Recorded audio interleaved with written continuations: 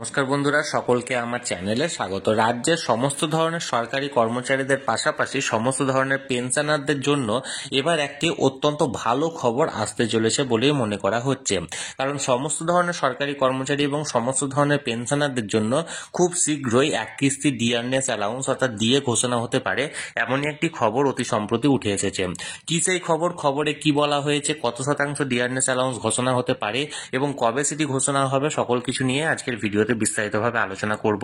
ভিডিওটি সকল ধরনের সরকারি কর্মচারী এবং পেনশনারদের জন্য অত্যন্ত গুরুত্বপূর্ণ, তাই প্রথম থেকে শেষ পর্যন্ত অবশ্যই ধৈর্য সহকারে দেখবেন এবং ভালো লেগে থাকলে অবশ্যই একটি লাইক করবেন এবং সকলের সঙ্গে শেয়ার করবেন।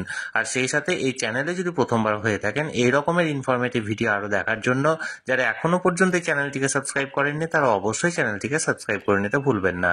তাহলে চলুন আমরা বিস্তারিত জেনে নিই। 2025 সালের জানুয়ারি মাসটি প্রায় শেষের পথে, কিন্তু এখনো পর্যন্ত সরকারি কর্মচারী বা পেনশনারদের জন্য কোনো রকম কোনো ডিয়ারনেস অ্যালাউন্স ঘোষণা করা হয়নি সরকারের তরফ থেকে। আর এতেই ক্ষোভের সঞ্চার হয়েছে সমস্ত ধরনের সরকারি কর্মচারী এবং পেনশনারদের মধ্যে। কিন্তু এই মুহূর্তে যে খবরটি উঠে আসছে সেটি হলো খুব শীঘ্রই এক কিস্তি মহার্ঘ ভাতা বা ডিয়ারনেস অ্যালাউন্স ঘোষণা করা হতে পারে সরকারের পক্ষ থেকে। আগামী 10ই ফেব্রুয়ারি এই রাজ্যে বাজেট অধিবেশন শুরু হতে চলেছে এবং আগামী 12ই ফেব্রুয়ারি রাজ্যে পূর্ণাঙ্গ বাজেট পেশ করা হবে মাননীয় অর্থমন্ত্রীর তরফ থেকে। এবং খুব সম্ভবত মনে করা হচ্ছে যে ওই বাজেট পেশ করার সময় অর্থাৎ আগামী 12ই ফেব্রুয়ারি সরকারি কর্মচারী এবং পেনশনারদের জন্য এক কিস্তি ডিয়ারনেস অ্যালাউন্স ঘোষণা করা হতে পারে। তার কারণ অতীতেও আমরা দেখেছি 2020 সালে যখন পে কমিশন লাগু করা হয়, অর্থাৎ ষষ্ঠ পে কমিশন যখন লাগু হয় তখন ডিএ ছাড়াই ষষ্ঠ পে কমিশনটি শুরু হয়েছিল, অর্থাৎ 2020 সালে কোনো রকম কোনো ডিয়ারনেস অ্যালাউন্স ঘোষণা করা হয়নি। কিন্তু 2021 সালে জানুয়ারি থেকে 3% হারে ডিয়ারনেস অ্যালাউন্স ঘোষণা করা হয়েছিল, কিন্তু 2022 সালে আবার কোনো রকম কোনো ডিয়ারনেস অ্যালাউন্স ঘোষণা করা হয়নি সরকারের তরফ থেকে। এরপরে 2023 সালে যখন বাজেট পেশ করা হয় তখন মাননীয় অর্থমন্ত্রীর তরফ থেকে 3% হারে ডিয়ারনেস অ্যালাউন্স ঘোষণা করা হয়েছিল এবং যেটা লাগু করা হয়েছিল 1 এপ্রিল থেকে। এবার তারপরে 2024 সালে জানুয়ারিতে এক কিস্তি ডিয়ারনেস অ্যালাউন্স ঘোষণা করা হয় এবং 2024 সালের বাজেট পেশ করার সময় পুনরায় আবার এক কিস্তি অর্থাৎ 4% হারে ডিয়ারনেস অ্যালাউন্স ঘোষণা করা হয়েছিল মাননীয় অর্থমন্ত্রীর তরফ থেকে এবং সেটা লাগু করা হয়েছিল 1 এপ্রিল 2024 থেকে।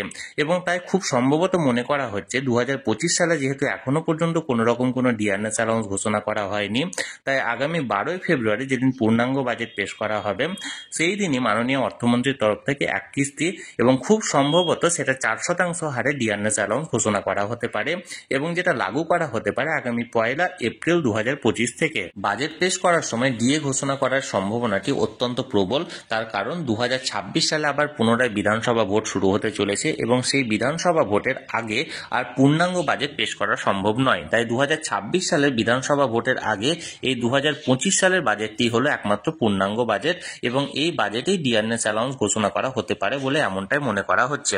তাহলে বন্ধুরা, বাজেটে এক কিস্তি ডিয়ারনেস অ্যালাউন্স ঘোষণা করা হতে পারে এমনই একটি সম্ভাবনার কথা উঠে এসেছিল এবং এই নিয়ে যে খবরটি বেরিয়ে এসেছিল সেটি সরাসরি আমি আপনাদের সঙ্গে শেয়ার করলাম। এই নিয়ে যদি আপনাদের কোনো মতামত থাকে বা কোনো প্রশ্ন থাকে অবশ্যই কমেন্ট করতে পারেন।